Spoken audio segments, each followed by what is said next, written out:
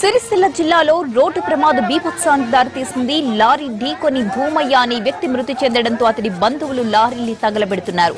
ఏడాది క్రితం భూమయ్య తండ్రి కూడా ఇక్కడే మరణించడంతో ఇష్యూ సున్నితంగా మారిపోయింది. గొడవ పెద్దది కావడంతో పోలీసులు రంగప్రవేశం చేశారు. అయితే పోలీసులపై కూడా రాళ్లు రువ్వడంతో ఎస్ఐకి గాయాలయ్యాయి.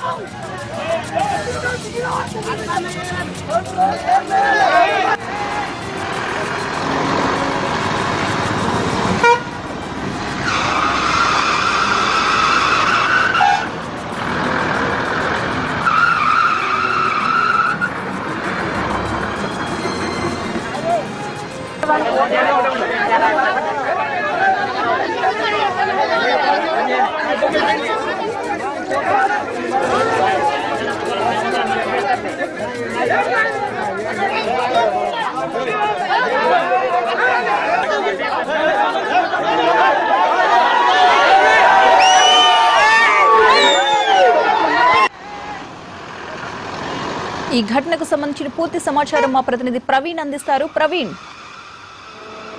ప్రతిభ, ఈ రాజన్న సిరిసిల్ల జిల్లా తంగలపల్లి మండలం జిల్లాల వద్ద ఏదైతే రోడ్ యాక్సిడెంట్ జరిగిందో ఇక్కడ ఇసుక లారీల పైన పూర్తిగా జనాగ్రహం పెళ్లిబోకిందని చెప్పవచ్చు. ఈ ఇసుక లారీ యాక్సిడెంట్ లోపల భూమయ్య, నేరెళ్ల గ్రామానికి చెందిన భూమయ్య అనే వ్యక్తి అక్కడికక్కడే మృత్యువాత పడడం జరిగింది. అయితే గ్రామస్తుల ఆగ్రహానికి మాత్రం గత 2 నెలల క్రితం ఈ భూమయ్యకు సంబంధించిన సమీప బంధువు అని చెప్తున్నారు, అతను కొడుకు అని చెప్తున్నారు, తిరుపతి అని. అతను కూడా సేమ్ ఇదే ఇసుక లారీ యాక్సిడెంట్ లో చనిపోయినట్టుగా గ్రామస్తుల ద్వారా మనకు తెలుస్తున్న వివరాలు. ఈ నేపథ్యంలో గత 2 నెలల వ్యవధి లోపల ఈ ఇసుక లారీల అతివేగం, అజాగ్రత్త, ఓవర్లోడ్ ఇలాంటి కారణాలతో ముగ్గురు తమ ఆ ప్రాంతానికి చెందిన వ్యక్తులు ప్రాణాలు కోల్పోవడం జరిగింది. వారికి పట్టపగ్గాలు లేకుండా ఈ యొక్క ఇసుక మాఫియా ఇక్కడ రెచ్చిపోతుందని గ్రామస్తులు మనకు చెప్తున్నారు. ఈ నేపథ్యం లోపల మొదట 2 లారీలను నేరెళ్ల వద్ద తగలబెట్టడం జరిగింది. ఆ తర్వాత ఇప్పుడు ప్రస్తుతం మనకు అందుతున్న వివరాల ప్రకారం 4కు పైగా లారీలని, ఇసుక లారీలని ఆ గ్రామస్తులు అక్కడ తగలబెట్టడం జరిగింది. మంటల్లో పూర్తిగా లారీలన్నీ ఆహుతయ్యాయి. ఈ లారీల మంటలను ఆపేందుకు వస్తున్న ఫైర్ వాహనాలను కూడా అక్కడ గ్రామస్తులు అడ్డుకోవడం జరిగింది. అదే సందర్భం లోపల గ్రామస్తులని సంధాయించేందుకు ప్రయత్నించిన పోలీసుల పైన కూడా గ్రామస్తులు తిరగబడ్డారు. పూర్తిగా చాలా ఆగ్రహంగా అక్కడ గ్రామస్తులు ఉన్నారని చెప్పవచ్చు. తంగలపల్లి ఎస్ఐ సదాశివరావుతో పాటుగా ఒక కానిస్టేబుల్ కూడా ఈ జనాగ్రహానికి గురయ్యారు. ఏదైతే సదాశివరావు ఎస్ఐకి స్వల్ప గాయాలవ్వడంతో ఆయన్ని సిరిసిల్ల ఏరియా ఆసుపత్రికి తరలించడం జరిగింది.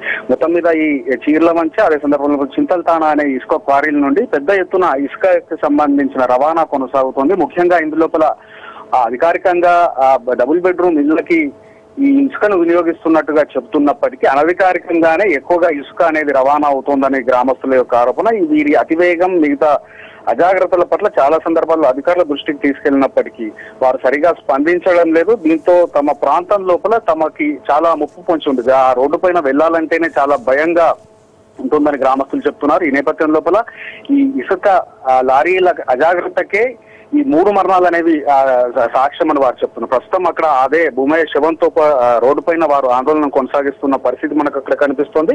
గ్రామస్తులను సంధాయించేందుకు పోలీసులు విష ప్రయత్నం చేస్తున్నప్పటికీ వారు మాత్రం ససేమిరా అంటున్నారు. ఇసుక లారీల యొక్క ఏదైతే ఈ అక్రమ దందా సక్రమం నేపథ్యం లోపల కొనసాగుతున్న ఈ అక్రమ దందా వల్ల ఈ విధంగా సాగుతుందని వారు చాలా ఆగ్రహాన్ని వ్యక్తం చేస్తున్న పరిస్థితి.